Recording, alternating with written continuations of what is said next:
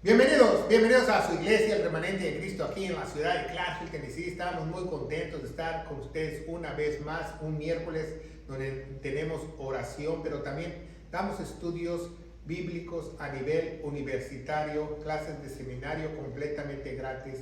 Si usted vive en las áreas cercanas, los invitamos a que usted pueda participar en alguno de estos servicios, o si usted no puede venir aquí o vive muy lejos de aquí, o incluso nos ven ya. Gracias a Dios, en muchos países de habla hispana nos puede ver a través de las redes sociales, los canales de YouTube y Facebook y otros que tenemos de Twitter, para que usted vea estas predicaciones. También tenemos carpetas en YouTube que usted puede suscribirse y hacer sus propias carpetas de estudio para que usted estudie la palabra, como dice en la Biblia, diligentemente, o sistemáticamente, porque es un mandamiento, nos dice 2 Timoteo 2:15, estudia con diligencia. En algunas Biblias, como la Reina Valera, pusieron procura, pero no, es un mandamiento para la iglesia. Dice estudia con diligencia para que tú te puedas presentar ante Dios como obrero que no tiene nada que avergonzarse. Vamos a darle gracias a Dios, ¿verdad?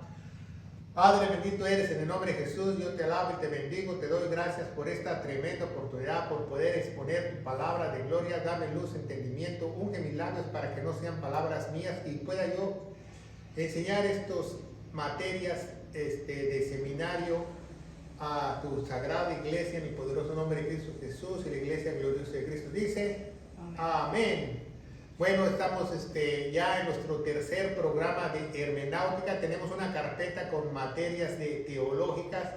Tenemos la neumología, que estudia el estudio del Espíritu Santo. Y también tenemos ya hermenéutica, y tenemos otra materia que no recuerdo bien cuál vimos, porque las queremos dar todas, pero vamos a darlas poco a poquito para que estas carpetas puedan ayudar a una persona que quiere estudiar el seminario y pueden tener un mejor comprendimiento de la Biblia para poder discernir las Escrituras y poder conocer más del Señor. Eso es lo más importante, saber correctamente qué dice la Biblia, ¿verdad? Porque cualquier persona puede leer la Biblia, pero no todo el mundo la puede discernir o puede entender exactamente lo que dice Dios, porque Dios es un Dios no de confusión. Necesitamos al Espíritu Santo para que nos guíe, pero tenemos que tener herramientas para que nosotros poder estudiar y discernir la Biblia. Hermenéutica te ayuda a estudiar la Biblia, ¿verdad? Y hoy vamos a tener el tercer programa. Si usted lo está viendo a través de las redes sociales, le recomendamos que vea el programa número 1 y número 2, ¿verdad? Donde vimos muchos modismos, afinaciones, simbolismos, de todo eso que habla la hermenéutica, que es el principio de la interpretación, que siempre se usa una metodología. ¿Qué es la hermenéutica? El arte de interpretar.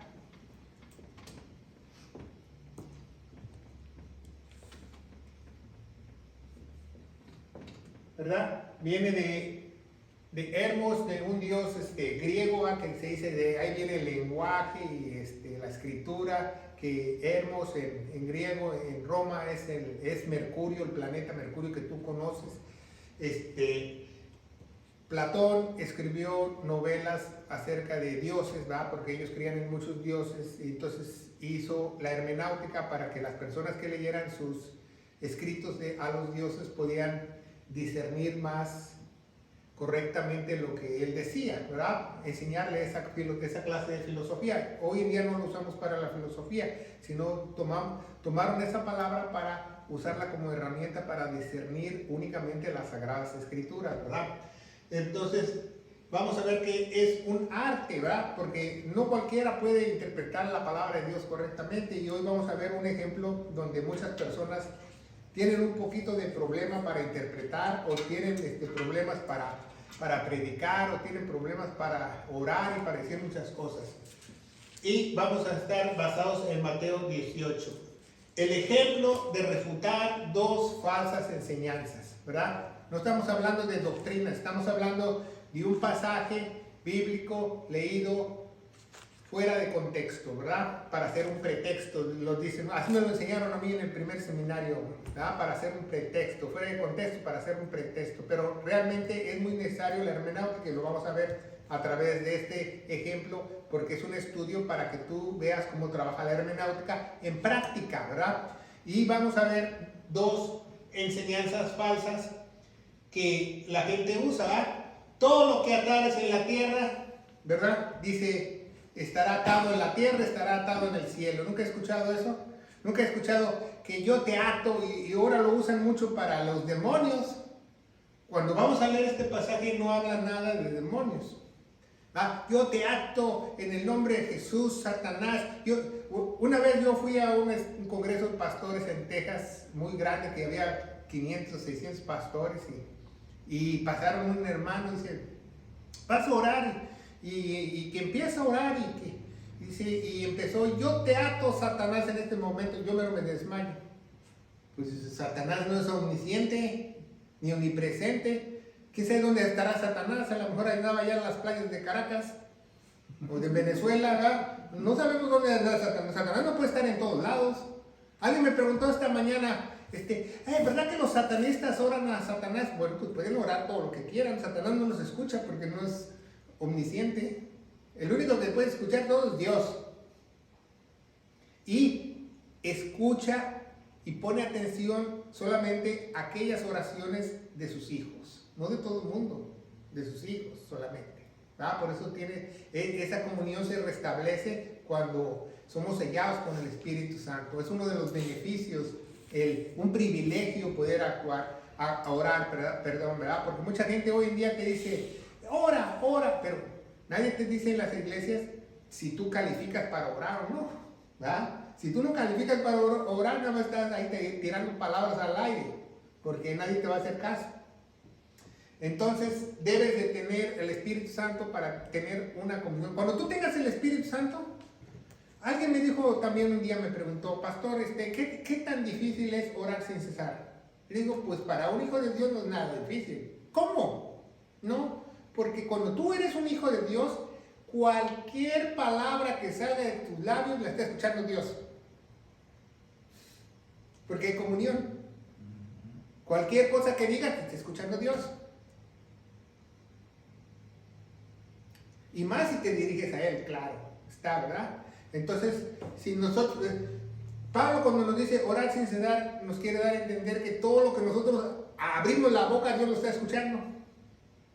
Pero claro, si hacemos peticiones, lo adoramos, lo alabamos, es mejor, ¿verdad? Porque eso tenemos que hacer. Todo lo que atares, ¿verdad? Nunca he escuchado, yo te ato en el nombre de Jesús, y yo te ato, y lo que ates aquí en la tierra también en el cielo. Vamos a ver un versículo similar. Bueno, vamos a ver el primer versículo de Mateo 18. 18. Apréndaselo, 18. Vamos a poner los dos versículos aquí, 18. 18. Y dice la palabra de Dios, no dice ni atares, porque aquí pusimos atares. ¿Por qué puse atares? Porque eso es lo que las Biblias nuevas dicen, en la Reina Valera 1960, en la Nueva Versión Internacional, pero realmente dice ligares, ligar. ¿Sí sabe lo que es ligar, no? Como atar, pero dice ligar, ¿verdad? Dice que no le cambiemos a la palabra de Dios. Dice, de cierto digo, todo lo que ligares en la tierra será ligado en el cielo, y todo lo que desatares en la tierra será desatado en el cielo, ¿va? Y hermanitos y pastores se agarran de ese versículo para decir, tenemos que atar este propósito, tenemos que atar el otro, tenemos que atar este demonio, ¿va? Y se la pasan atando y desatando. Vamos a ver más acerca de este versículo. Vamos a ver otro versículo parecido en Mateo 16, 19. ¿Verdad? Un versículo que se lo han apropiado los católicos, la iglesia romana, porque también a ellos les gusta atar y desatar, no solamente a los evangélicos cristianos.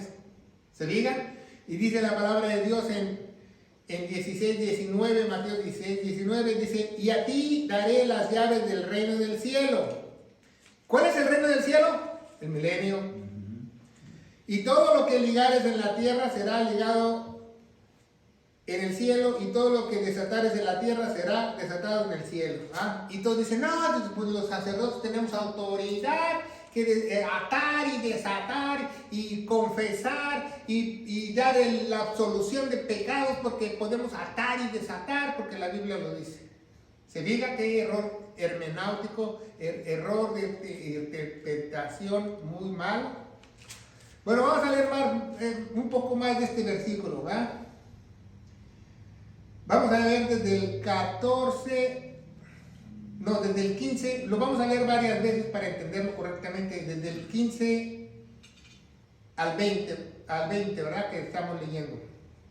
Y dice, por tanto, si tu hermano pecare contra ti y te redarguye entre ti y él solo, y no oyere, ganado haz tu hermano. Si no te oyere, toma aún contigo uno más para que en boca de 2 o 3 testigos conteste toda palabra. Si no oyere a ellos, dilo a la iglesia, y si no oyere a la iglesia, tenle por pagano y publicano.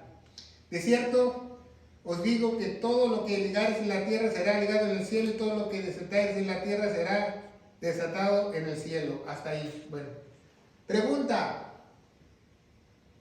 ¿Han dicho ahí demonios? No. No, ¿va? Entonces vamos a poner aquí, ¿va? En el pizarrón. Demonios. Demonios, escribimos demonios, ¿va? Vamos a ponerle así y vamos a poner no está hablando de eso, ¿va? No está hablando de demonios. Entonces, ¿por qué lo usan para atar y desatar demonios? Yo no me explico, ¿va? Bueno, y el otro pasaje, ¿verdad? Se encuentra en 18:20, ¿verdad? Los controversiales, Mateo 18:20. Imagínense, están juntos y los dos tienen una mala hermenéutica, una mala interpretación. Dice el 20, dice, porque donde están 2 o 3 congregados en mi nombre, ahí estoy yo en medio de ellos. ¿No has escuchado ahí ese versículo? Sí. Y más si, por ejemplo, tú vas a una noche de oración y nada más hay 2 personas y dicen, no importa, donde están congregados 2 o más, ahí está Jesús. Está en medio de nosotros. Ahí no dice eso la Biblia, lo vamos a ver hermenéuticamente, ¿verdad? ¿Cómo donde hay 2 o más, ahí está Jesús? Porque nos dice en Mateo 18:20. ¿Cómo se te ocurre decir eso cuando Jesús ya está dentro de ti? Si yo estoy orando yo solito, Jesús está dentro de mí. Si hay 2, está adentro de ellos, no está en medio. No está en medio. Entonces vamos a ver estos 2 versículos hermenéuticamente para refutar. ¿Qué significa refutar? Refutar es hablar la verdad y desmentir a alguien. Eso significa refutar. No significa discutir la palabra de Dios, no significa pelearse teológicamente. Refutar significa sacar a la verdad a la luz y tapar esa mentira. Cállate, ¿verdad? Porque no sabes lo que dices. Entonces vamos a ver el versículo, el otro capítulo, ¿verdad? Desde el 17, ¿verdad? El 17 dice, el capítulo 17 dice, después de 6 días Jesús tomó a Pedro y Jacobo, ¿verdad? Y hubo una transfiguración, ¿verdad? ¿Qué es transfiguración? Que él estaba en el monte, que se llevó a Pedro y a Jacobo y se apareció Moisés y Elías, ¿se acuerdan? Y el versículo 3 dice, y aquí les apareció Moisés y Elías y hablando con él. Entonces respondió Pedro y dijo a Jesús, bueno, que nosotros estemos aquí, ¿quieres que hagamos aquí 3 tabernáculos? O muchas Biblias pusieron ramadas, ¿verdad? Creo, en la Reina Valera 60 o en la Nueva Versión Internacional. ¿Qué es un tabernáculo? Es la fiesta de los tabernáculos, un Sukkot. ¿Qué es eso? Que Pedro pensaba que al ver a Moisés y Elías, porque él sabía la promesa de Elías que iba a venir, ¿verdad? Dije, pues ya vamos a estar en el milenio, vamos a hacer ya un tabernáculo para celebrar las fiestas del tabernáculo. Eso es lo que Pedro estaba pensando. Pedro no estaba pensando otra cosa, ¿verdad? Que muchos dicen, no, pues Pedro no sabía, él quería quedarse a acampar ahí. No, él quería iniciar la fiesta del tabernáculo porque él pensaba que el reino del cielo había bajado y el milenio iba a comenzar. Entonces le dice, y estando hablando con él, y aquí una nube resplandeciente los cubrió, y hay una voz de la nube que le decía, este es mi hijo amado, del cual estoy muy complacido, Aed oíd. ¿Verdad? Aquí él le dice Aed oíd. Al Dios, al decir eso desde los cielos, Aed oíd, él está diciendo que él es más poderoso que Elías y Moisés y que todos juntos. ¿Verdad? Porque es una oración intertrinitaria, ¿verdad? Entonces ya descendieron. Y ya después le preguntaron, ¿es menester que Elías venga? ¿Verdad? Porque si usted no sabe, en una Pascua los judíos dejan un lugar solo en su mesa. ¿Verdad? Esta Pascua que viene, se celebra el 5 de abril, los judíos hacen unas fiestas. Una semana antes sacan toda la levadura de los gabinetes, de la cocina la voltean la cocina. Sacan todas las cacerolas, la limpian todo. No quieren que nada de levadura esté dentro de la casa porque es una tradición.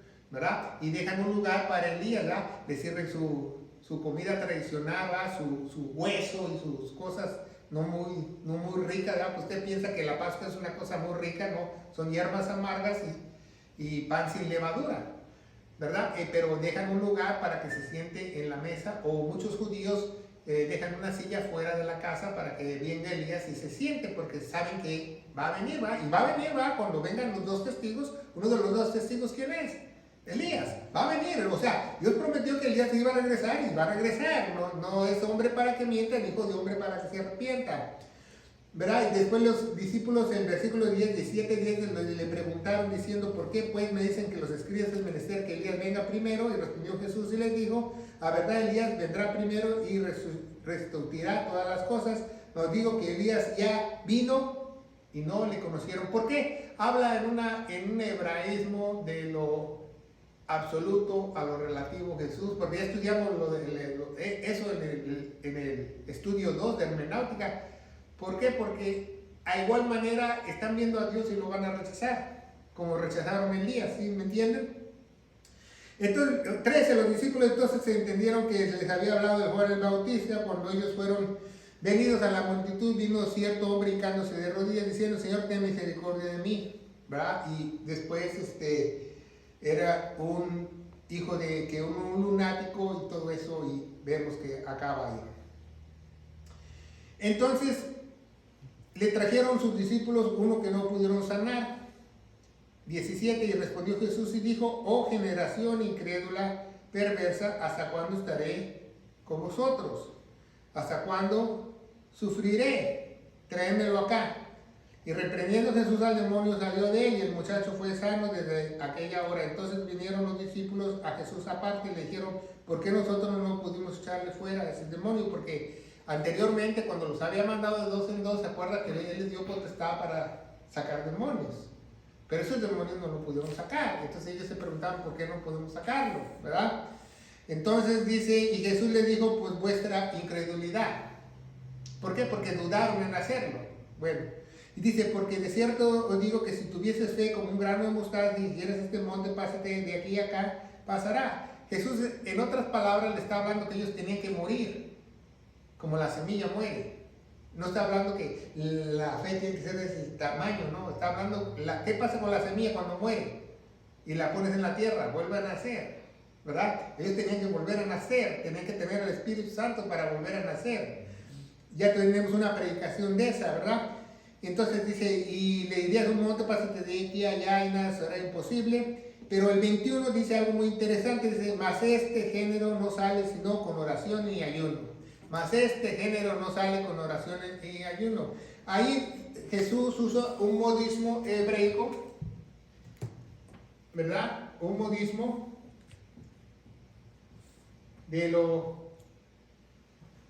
dice, este género no sale sino es de lo absoluto a lo relativo. ¿Por qué? Porque dice, este género no sale si no es con ayuno y oración. O sea, salir es lo absoluto. ¿Y qué es lo relativo? Ayuno y oración, ¿se fijan? ¿Qué Dios le está diciendo? ¿Que los discípulos no ayunaban y no oraban mucho? No, porque la Biblia no se contradice. Porque un día, si usted lee los evangelios, un día le preguntaron a Jesús, ¿por qué tus discípulos no ayunan como los de Juan? ¿Se acuerdan? Y Jesús le dice, bueno, pues mientras esté el novio no tienen que ayunar. ¿Se acuerdan? No se contradice la Biblia. ¿Qué quiere decir Jesús con que este género no sale con ayuno y oración? No es que tengas que ayunar más y orar más y que equipo VIP pasa a reprender el demonio. No. Aquí se refiere a que tienes que consagrarte más. Consagrarte. ¿Qué es consagrarte? Pues dar tu tiempo a Dios, darte todo tu tiempo a Dios. ¿Y cómo únicamente quién se puede consagrar? ¿Quién es el único que se puede consagrar? Efesios 1:13, ¿verdad? Porque 13, perdón, puse 33, ¿verdad? No hay 33. 1:13, ¿verdad? Y dice, porque has creído a la verdad, al evangelio de nuestra salvación, fuiste sellado. Porque también esperáis que dices a la verdad, al evangelio de vuestra salvación, fuiste sellado con el sello del Espíritu Santo. Esa es la única persona que es consagrar. ¿Qué es consagrar? Bueno, otra palabra para consagrar, teológicamente, ¿cuál es?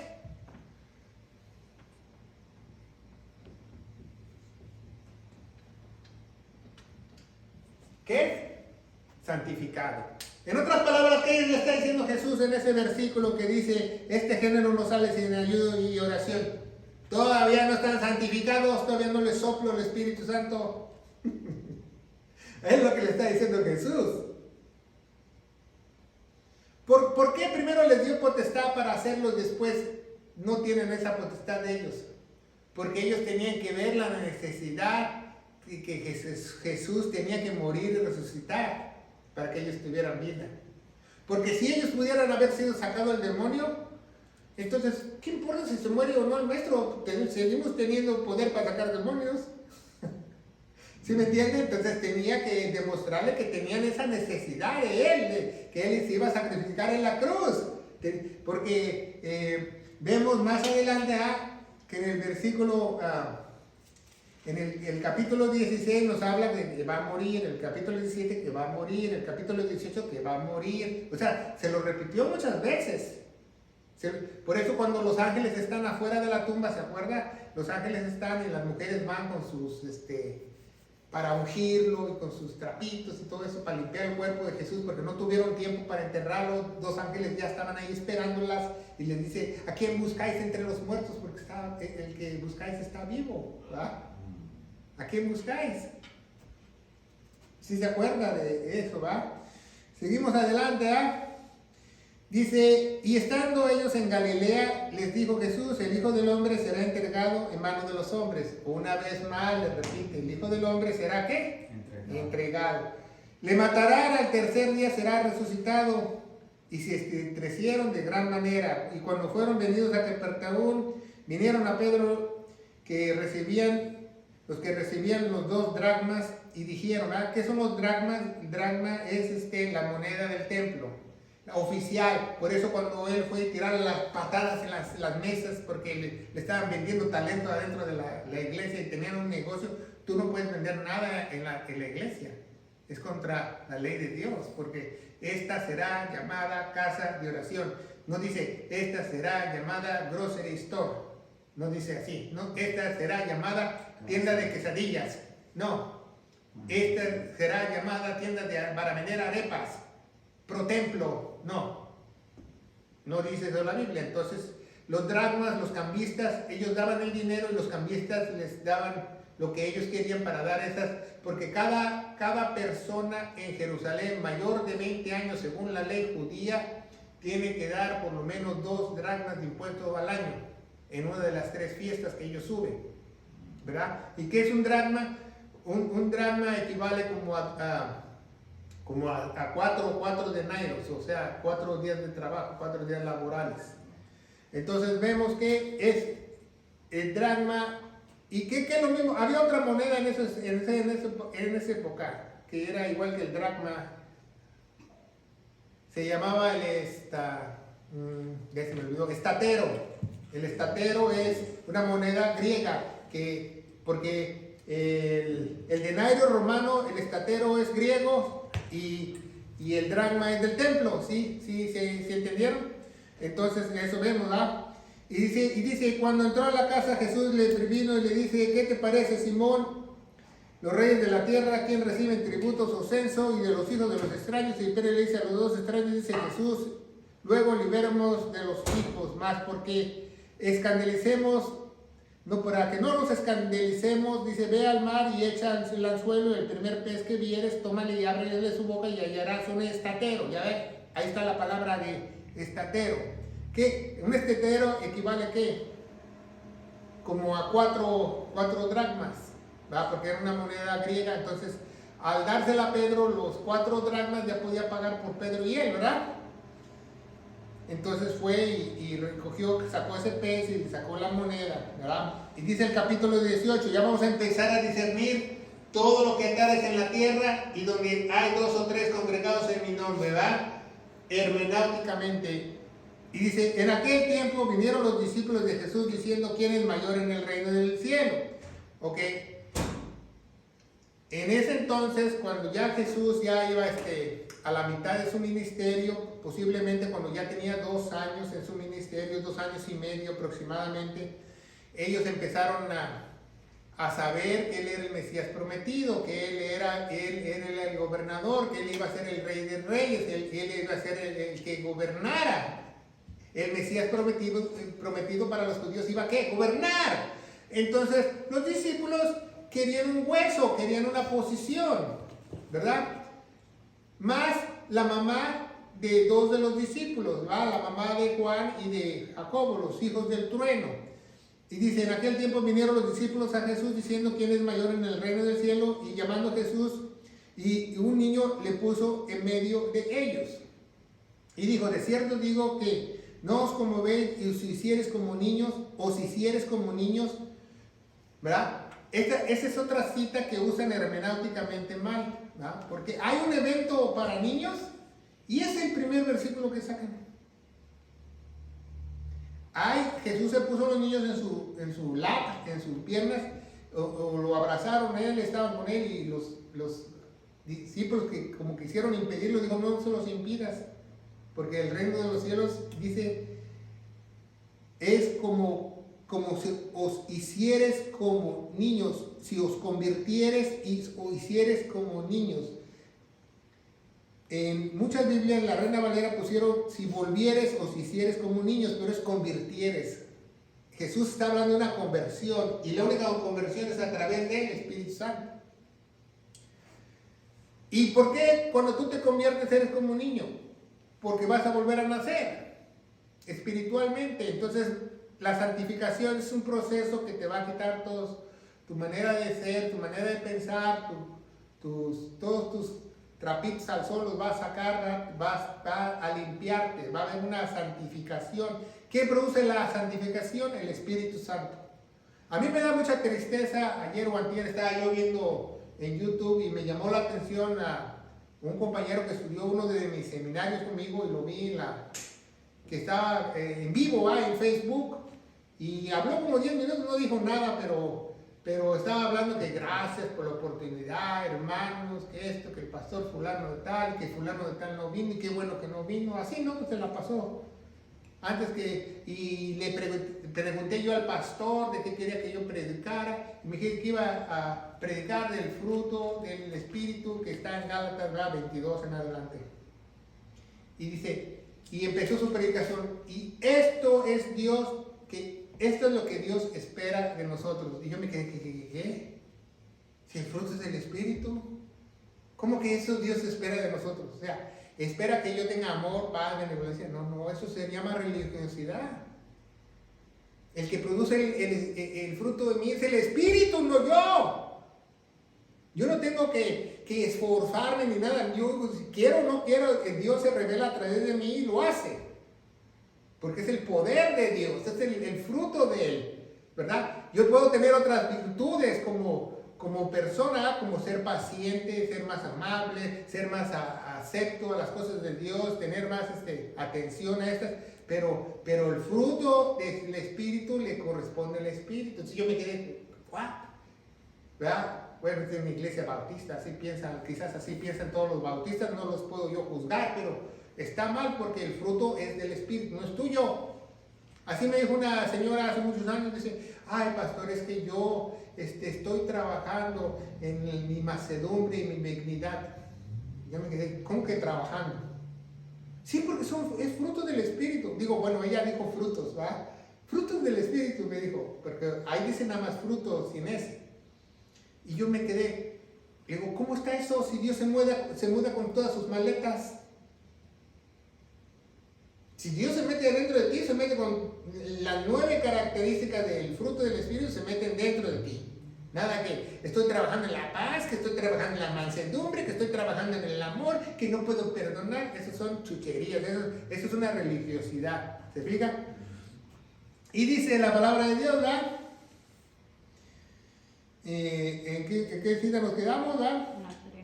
En la 3 dice, y de cierto os digo que si no os convirtieres y hicieres como niños, no entrarás en el reino del cielo. Así que cualquiera que se humillare como este niño, está hablando de un corazón contrito y humillado, no lo rechazará a Dios.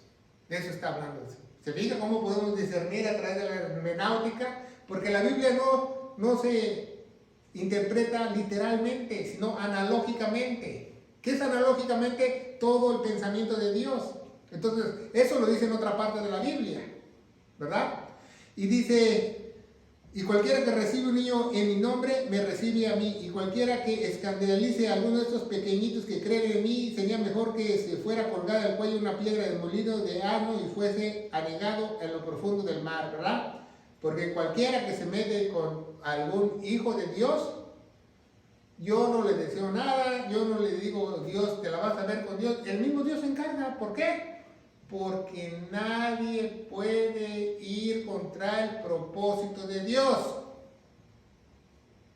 Nadie, lo dice Job, lo dice en muchos lugares de la Biblia. Si Dios te tiene para un propósito, pero eso sí, tienes que estar seguro que estás dentro del propósito de Él, entonces Dios se encarga de todo eso. Si se te atraviesa alguien que quiere estorbarte, que te quiera hacer daño, Dios se encarga.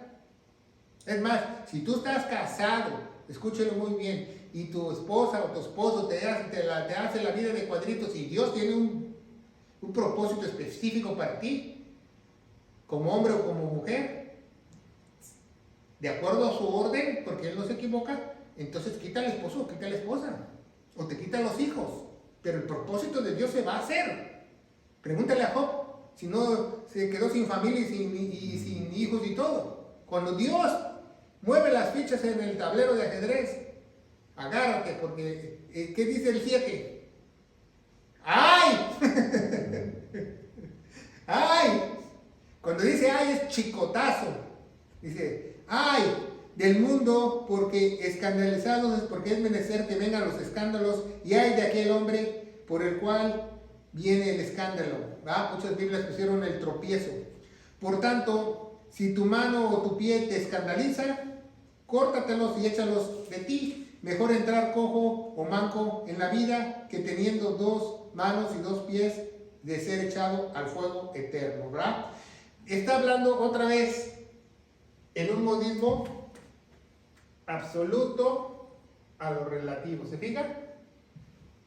No quiere decir que físicamente te cortes una mano o te saques un ojo, ¿verdad? Está hablando en un simbolismo, en un modismo hebreo que dice que lo más importante es lo de dentro de la persona, tu corazón. Lo que tú piensas, lo que tú razonas, lo que tú crees, lo que tú sabes, ¿verdad? Y que tus manos, ¿por qué? Porque los miembros te van a hacer muchas veces, ¿qué? Pecar. Y dice, y si tu ojo te escandaliza, sácatelo y échalo de ti. Es menester entrar con un ojo en la vida que teniendo 2 ojos echado en el infierno de fuego. Pero acuérdense que cómo empezó esto, esta cita, en el capítulo 18.1, ¿qué dice en el 18.1? ¿Quién es el mayor en el reino de los cielos? ¿Quién es mayor? ¿Por qué? Porque querían, ¿verdad? Los hijos del trueno querían estar uno sentado a la derecha, el otro a la izquierda. De ahí empieza todo desde el 15 al 16, ¿verdad? Pero la historia sigue, por eso tienes que leer todos los capítulos. ¿verdad? Seguimos adelante. Y dice, El 11. oh, mirad y no menospreciéis a uno de esos pequeños, porque os digo que a los ángeles del cielo ven siempre el rostro de mi Padre que está en el cielo. Está hablando de su iglesia. No está hablando de niños, Dios. Está hablando de sus redimidos, de los que Él va a comprar con su sangre preciosa. Porque dice, como dice Lucas 19, 10, lo mismo que dice en Mateo 18, 11, dice, porque el Hijo del Hombre es venido para salvar lo que se había perdido. ¿Verdad? Esos son los pequeñitos, a salvar los que se habían, ¿qué? Perdido. ¿Quiénes son los pequeñitos? La iglesia. ¿Se fija cómo hermenéuticamente podemos discernir de qué está hablando Jesús? No está hablando de niños. No está hablando de niños. Él me vino a rescatar, yo estaba perdido.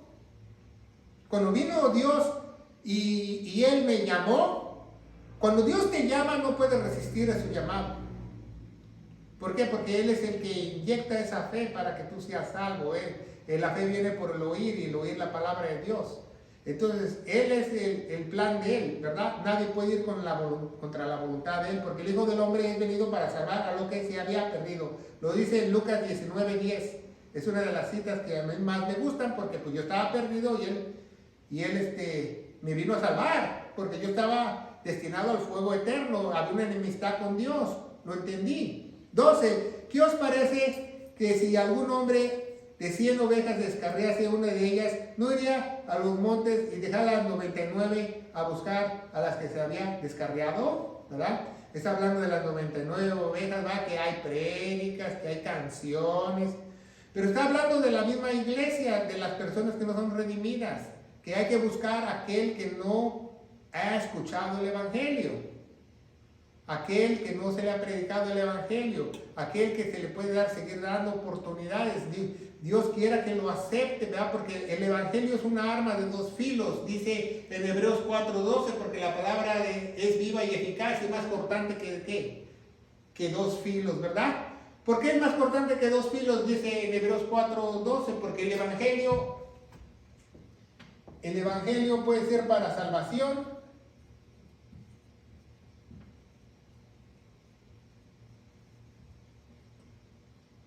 pero también ¿para qué? Para condenación. Por eso es muy importante que tú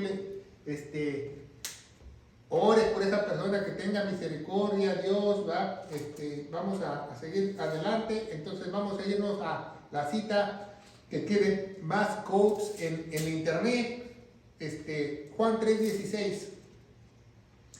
Juan 3:16 dice, porque de tal manera amó Dios al mundo, que dio a su Hijo unigénito para que todo aquel que en Él cree no perezca, ¿verdad? No dice se pierda como muchas Biblias, mas tenga vida eterna, ¿verdad? Pero dice el 17, porque no envió Dios a su Hijo al mundo para condenar al mundo, sino para que el mundo sea salvo por Él.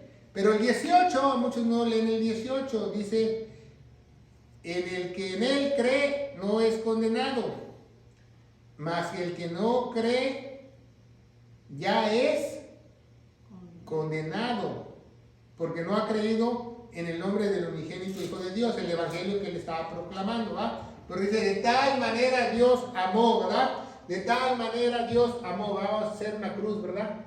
Para el evangelio al final de esta predicación. Me salió muy fea esta cruz, ¿verdad? Me salió hasta con pico. Pastor, pero una pregunta, perdona que lo interrumpa. ¿Qué tiene que ver todo eso con lo que está diciendo en el número 1, de ligar todo lo que ligar es en la tierra? Pues por eso lo estamos estudiando, por eso la hermenéutica es paso a paso. Primero tenemos que leer el contexto.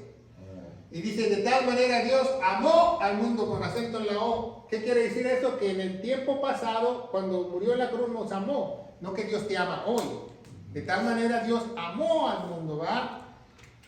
Que dio a su Hijo unigénito para que todo aquel que cree no se pierda, no se perezca, mas tenga vida eterna. Entonces vemos que dice, Dice el 12, ¿qué os parece si a un hombre 100 ovejas y aconteció si hallarla? De la misma manera la voluntad de nuestro Padre en el cielo es que no perezca uno de estos pequeños.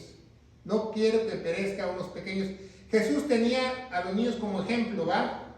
Si hubiera tenido unos viejitos, hubiera dicho Jesús, no quiero que ninguno de estos viejitos, ¿qué? Perezca. Si hubiera tenido unos jóvenes, hubiera dicho Jesús, no quiero que ninguno de estos jóvenes perezca. Si hubiera tenido unos teenagers, Jesús hubiera dicho, no quiero que ninguno de estos teenagers perezca, porque le está enseñando a los apóstoles, pero está usando un simbolismo que está real de lo absoluto a lo relativo, ¿verdad? Esa es la hermenéutica. Dice, por tanto, si tu hermano pecare contra ti, aquí viene porque lo que atares y donde están 2, 3, empezamos aquí, dice, por tanto, si tu hermano pecare contra ti, ve y redargúyele entre ti y él solo, y si te oyere, has ganado a un hermano, ¿va? Dentro de la iglesia, ¿va? Si tú tienes un problema dentro de la iglesia, dice Dios, no digo yo, que tú lo resuelvas dentro de la iglesia, que tú vayas al hermano y que le pidas perdón o que se arreglen con él y que se queden de acuerdo, y si te perdonó y ya has ganado al hermano, ¿va? Por tanto, si tu hermano pecare contra ti, ve y redargúyele entre ti y él solo, ¿verdad? Los dos, ¿va? No vas a hacer tú un espectáculo, un chisme, no, tú vas a ir, ¿sabe qué, hermano? No me pareció esto, ¿va? ¿Sabe, hermano? No me pareció este problema, bueno, ¿verdad? No sabemos qué clase de problema haya habido ahí, ¿verdad? Que Jesús le está explicando. No, hermano, no me gustó como usted le habló a mi esposa, o etcétera, etcétera, ¿no? Algo personal, ¿verdad? Dice ahí, aquí empezamos estos 2 puntos para refutar las 2 falsas enseñanzas. Dice el 16, mas si no te oyere, toma aún contigo 1 a 2 en boca de 2 o 3 testigos que contesten toda palabra. Bueno, entonces tú vas con tu hermano, ¿va? Entonces dice que 2 testigos o más, ¿va? 2 testigos o 3, ¿va? Dice la Biblia. Entonces, si él no te hizo caso, ¿va? Bueno, pues no me gustó cómo tratas a mi esposa, esto, el otro, entonces ya llamas hermano, pero dice 2. ¿Por qué? Porque la ley de Deuteronomio dice que traigas siempre 2 testigos, ¿va? La ley de Deuteronomio, déjenme ver si la tengo. La ley de Deuteronomio dice 19:15, dice que siempre tú, Deuteronomio 19:15 dice que tú te presentes siempre con 2 testigos, ¿verdad? Deuteronomio 19:15, ¿verdad? Entonces, ¿por qué? Porque Jesús vino a cumplir ¿qué? La ley. Entonces, si tú le dices a tu hermano, Jesús está poniendo un ejemplo de un problema dentro de la asamblea, de la gloriosa iglesia que él va a fundar. Dice, si se presenta un problema, primero tú ve con el hermano. Ya si no te hace caso, llama a 2 o 3 testigos. Tienen que ser 2, como dice, mínimo 2 o 3 testigos, ¿verdad? Dice el 17, ¿verdad?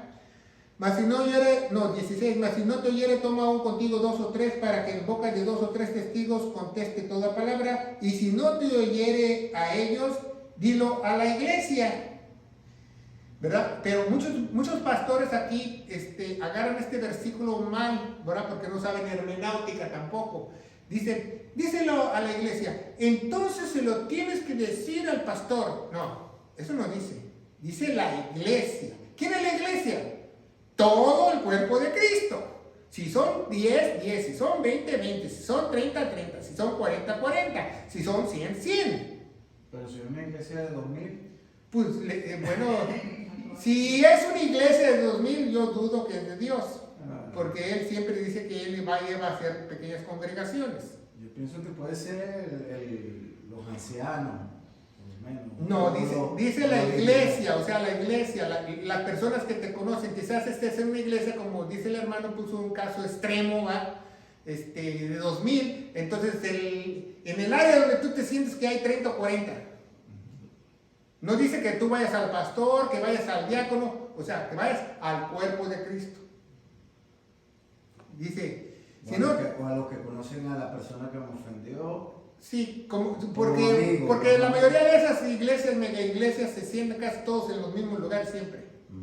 Y dice, si no te oyere, dilo a la iglesia, y si te oyere a la iglesia, tenle por un pagano y publicano. O sea, que no quiere decir que él trabaja para el gobierno o que él ya es un gentil. O sea, ignóralo como si fuera alguien del gobierno, ignóralo como él si fuera un inconverso ya, porque él no quiso. Se le dijo que pidieran perdón, que querían arreglar el problema dentro de la iglesia y no quiso, ¿verdad?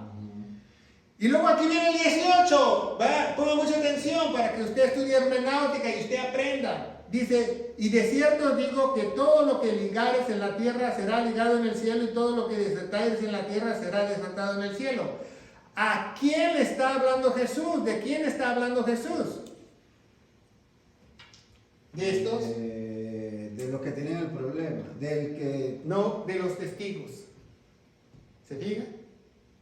O sea, Jesús dice que todo lo que atares en la tierra será atado en el cielo y la tierra, que dice que lo que decidan estos dos testigos, estos tres testigos o la iglesia completa, lo que ellos decidan, Dios está de acuerdo. Eso es lo que dice el versículo. Todo lo que tú atares.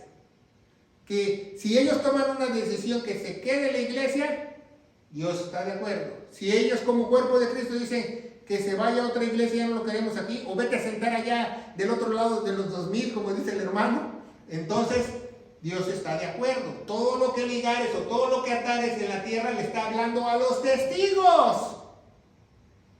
Lo que ellos decidan. ¿Se fijan cómo es importante la hermenéutica? Porque ¿cuántas veces he escuchado que dicen esa frase mal? Y la toman como demonios a veces, ¿verdad? Y no todo lo que yo atare en el nombre de Jesús. Las promesas también. Sí. Las promesas de Dios. Sí, bueno, ahorita no estamos hablando de, o también dice como el hermano dice que promesas, y que yo ato esta promesa, que ato esto, que promesa de fe también, y todo eso es una aberración. Vamos a tener una predicación de la falsa promesa de fe que practican en las iglesias, porque es una falsa promesa. La Biblia dice otra cosa y lo explican de otra manera para lucrar. Entonces, fíjese muy bien, entonces dice, si los dos testigos dicen que se perdonen y que cada uno se vaya hasta su casa y que se agarren del chongo, está bien. Porque todo lo que ellos digan, lo que haces en la tierra, Dios dice luz verde. Es lo que mismo que dice en Pedro, que te daré las llaves del reino cuando esté en el milenio, y todo lo que hagas aquí, todo lo que decides aquí, Pedro, yo estoy de acuerdo ahí arriba.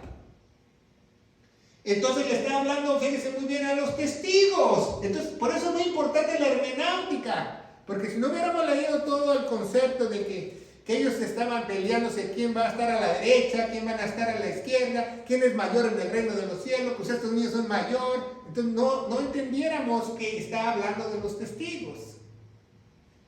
Y dice, de cierto os digo que todo lo que ligares o atares en la tierra será ligado en el cielo, y todo lo que desatares en la tierra será desatado en el cielo.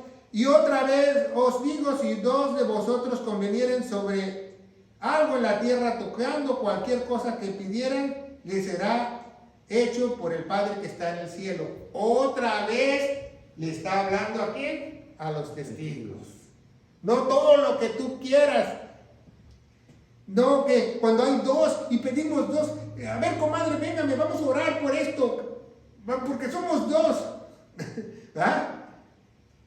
Cualquier tema que pidiera será hecho, dice la Biblia.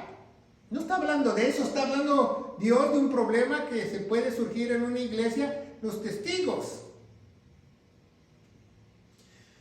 También puede ser, pastor, de que todo lo que uno pida, pero siempre que esté bajo la voluntad de Dios.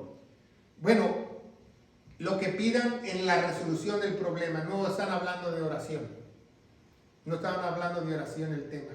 ¿Se fijan? Por eso la hermenéutica es buena. Bueno, seguimos adelante. Dice, todo lo que vosotros convienen, dicen convienen. O sea, se ponen de acuerdo durante la tierra, cualquier cosa que pidieren. O sea, vamos a solucionar esto así, vamos a solucionar este problema así, vamos a hacer que ese fulano de tal ya no venga a la iglesia, vamos a tenerlo por pagano. ¿Ah? Lo que ellos decidan, Dios está de acuerdo. Se les será hecho. Y 20 dice, porque donde hay 2 o 3 congregados en mi nombre, aquí la segunda cita para refutar, donde están 2 o 3 congregados en mi nombre, ¿de quién está hablando Dios? De los testigos. Desde Deuteronomio 19:15. ¿Se fijan? ¿Ya ven qué bueno es la hermenéutica? ¿De quién están hablando? De los testigos, ¿verdad? Donde hay 2 o 3 congregados en mi nombre. Donde hay 2 o 3 congregados en mi nombre, ahí yo estoy en medio de ellos. ¿Qué quiere decir que está en medio de ellos? Que Dios está en medio para cualquier decisión que los testigos tomen. ¿Ah?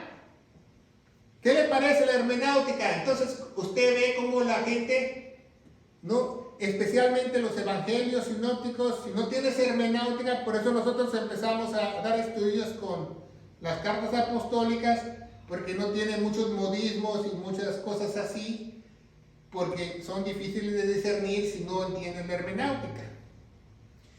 Y dice, ahí estoy en medio, y fíjese, aquí nos da la respuesta de estas 2 citas, de todo lo que atares en la tierra y donde están 2 o 3 congregados en su nombre. ¿Sabe quién nos da la respuesta? Pedro. Versículo 21. Entonces Pedro, llegándose al Señor, dijo, entonces ¿cuántas veces voy a perdonar a mi hermano? Se diga, está hablando de lo mismo. Está hablando de lo mismo. Pedro captó lo que Jesús estaba hablando. Y hoy en día mucha gente no capta lo que Jesús estaba hablando. Pedro le está diciendo, dice, ¿cuántas veces perdonaré a mi hermano que pecare contra mí? Hasta 7 veces, como dice la ley, ¿verdad? Porque la ley de Deuteronomio dice, perdona a tu hermano 7 veces. Y Jesús les dice, no, aún te digo hasta 70 veces 7. No está hablando de 490 veces.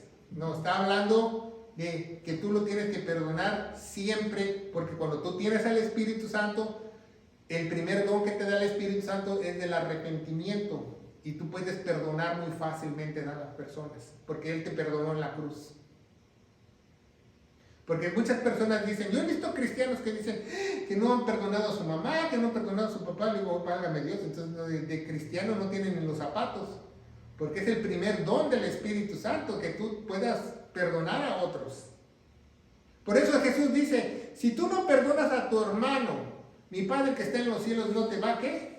Perdonar. ¿Por qué? Porque no tiene el Espíritu Santo. ¿Cómo te va a perdonar? Si tuvieras el Espíritu Santo, perdonarías. Y a ver cómo la Biblia no se contradice. Por eso la hermenéutica es muy buena. Ya ven que en este pequeño ejemplo que vimos en Mateo 18, como 2 enseñanzas falsas podemos refutarlas con la hermenéutica. Pastor, eso es 70 veces 7 es 490 y es la obra de Jesús prácticamente. Bueno, sí, pero no es teóricamente, que ya van 489 y te perdonan una vez más el día de hoy. No. Es algo que es 7 por 7. 490. Exactamente, es el tiempo de Israel, como la profecía de Daniel. 70 semanas tendrás, ¿verdad? 490. Todo eso así profético, por eso usa el 7, pero más bien Jesús le está diciendo que no tiene límite perdonar, no nada más 7 veces como te dice Deuteronomio, ¿verdad? Porque muchos judíos así la agarraban, se la hacía a la esposa y decían, ya van 5, ya van 6, porque pues ellos agarraban la ley como querían, ¿no? Y Jesús le aclara, no son 7, Pedro, son 70 veces 7, para que lo pienses. Entonces es muy importante que aprendamos eso, ¿ah? Y ya después empieza una parábola, ¿va? El reino de los cielos y todo eso, ¿verdad? Y después ya en el 19 dice, aconteció que cuando va acabando esas palabras, se fue a Galilea. O sea, pastor, eso de los demonios está fuera de contexto entonces las 2 palabras esas. Lo de los demonios está fuera de contexto en las 2. Para orar que estamos 2 congregados en su nombre también está fuera de lugar. Para pedir algo que 2 que nos pongamos de acuerdo también está fuera de lugar. ¿Se fijan? ¿Cuántas falsas enseñanzas podemos encontrar en un pasaje de Jesús? Es que Jesús dijo. Más bien no le entendiste a Jesús. Mejor Pedro le entendió. Mejor Pedro le entendió que dijo, pues ¿cuántas veces lo vamos a perdonar? Pues el problema se presenta, porque el problema se presenta desde el capítulo 16 en adelante, que la mamá de los hijos del trueno, ¿verdad?, le va y le ruega a Jesús, ¿quién se va a sentar a la derecha y a la izquierda de mis hijos? O sea, no quería que ni uno se... O sea, que ya quería ocupar los dos lugares. O sea, lo que está hablando es del perdón. No está hablando de más nada. O sea, Está hablando del problema que se suscita en una iglesia y cómo nosotros debemos de perdonar o resolver el problema, porque no todos en la iglesia son trigo dorado. A lo mejor la persona que está con un conflicto es un inconverso, es cizaña o es nuevo. Puede ser una cizaña nueva o una cizaña de 30 años, no sabemos. Por eso dice, lo que ustedes convengan, yo los apoyo, ¿verdad? Porque Dios nos da... Mientras que sean justos también, o sea, si son varones de Dios. Dios nos da esa autoridad. Claro que si tú tienes un problema, tú no vas a agarrar a alguien que tú ves que está lleno del Espíritu Santo para saber competir con el problema. Quizás agarres al pastor o un diácono o un anciano que esté lleno del Espíritu Santo para que te ayude a resolver el problema, para que tenga un mejor entendimiento. No vas a agarrar un nuevo como testigo, ¿verdad? Porque quizás el testigo no va a saber qué, o no tiene esa experiencia dentro de la iglesia. Pero eso es para que un problema se suscite en la iglesia para pedir perdón. Entonces, como vemos que usted puede refutar a una persona cuando usted le dice, pues vamos a atar esto, vamos a atar el otro. Que a mí me dicen, no, pues vamos a atar esto, que yo ato a Satanás. Cruz, que se va el diablo y que venga Jesús. ¿Por qué? Porque ya aprendí yo hermenáutica, ya sé que no es cierto lo que esas palabras son falsas. Por eso es muy importante la hermenáutica, porque tú tienes el contexto, las herramientas para estudiar correctamente las Sagradas Escrituras. la interpretación correcta. Y tener una interpretación correcta de qué está hablando Jesús, Porque Jesús no se equivoca. Lo que se equivocan es las personas que lo escuchan o lo interpretan a su manera. Eso es lo más importante. Entonces, acuérdense que el Evangelio es muy peligroso mencionarlo, porque puede ser tanto para condenación como salvación. Por eso, si usted va a decirle el Evangelio a alguien, primero platíquele que hay una amistad con Dios, que todos somos pecadores, que la paga del pecado es muerte, mas cuando todos pecamos estamos destituidos de la gloria de Dios, que entienda su posición como pecador, porque si él no recibe la mala noticia, jamás va a recibir la nueva. Y a las 3, 4 veces que tú alguien le predique el Evangelio, dice en 2 Tesalonicenses 2:11 que Dios le manda un poder engañoso para que se pierda. Y ahí ya no puedes hacer nada tú, ¿verdad? Ya ve que es importante la hermenáutica, pues vemos ese ejemplo que es muy importante, y ya la otra semana vamos a empezar con más. No, esta enseñanza de hoy fue de práctica, pero ya vamos a tener más teoría para ponerlo a la práctica, porque de nada te sirve leer un libro si no lo pones a la práctica, ¿verdad? Y eso es muy importante que nosotros lo aprendamos. Entonces, la próxima vez que usted escuche donde están 2 o 3 congregados en tu nombre, usted le dice, ¿dónde están los testigos? No los veo. Todo lo que atare, todo lo que pidamos, tú eres testigo, y si te dicen de Jehová, corre, hermano. Entonces, todo lo que atares, se fija como... ¿Dónde está el problema? A través... Esto es el problema, esto es para resolver el problema. Es muy importante la hermenéutica para poder refutar las falsas enseñanzas, ¿verdad? ¿Alguna pregunta? No. Bueno, vamos a predicar el Evangelio, para eso fuimos nosotros llamados, ¿verdad? Siempre tú tienes que predicar el Evangelio, la palabra de verdad, como dice en Efesios 1:13, para que podamos ser sellados con la promesa del Espíritu Santo. El Evangelio de gloria se encuentra en 1 Corintios 15, del 1 al 4, que dice que nuestro Señor Jesucristo murió por todos nuestros pecados, fue sepultado y resucitó al tercer día, según las Escrituras. Y las Escrituras nos dice que Él se puso en nuestro lugar y tenemos que tener fe en su preciosa sangre, en Romanos 3:25. Y yo te aseguro, querido hermano en Cristo Jesús, que si tú crees de todo corazón en este momento, habrá un poder especial, el Espíritu Santo te va a sellar y te va a santificar, te va a renovar, te va a hacer una nueva criatura, pero sobre todo te va a hacer aprender la hermenéutica correcta para poder tú discernir las Sagradas Escrituras. En el poderoso nombre de Cristo Jesús. Amén. Amén. Que Dios los bendiga.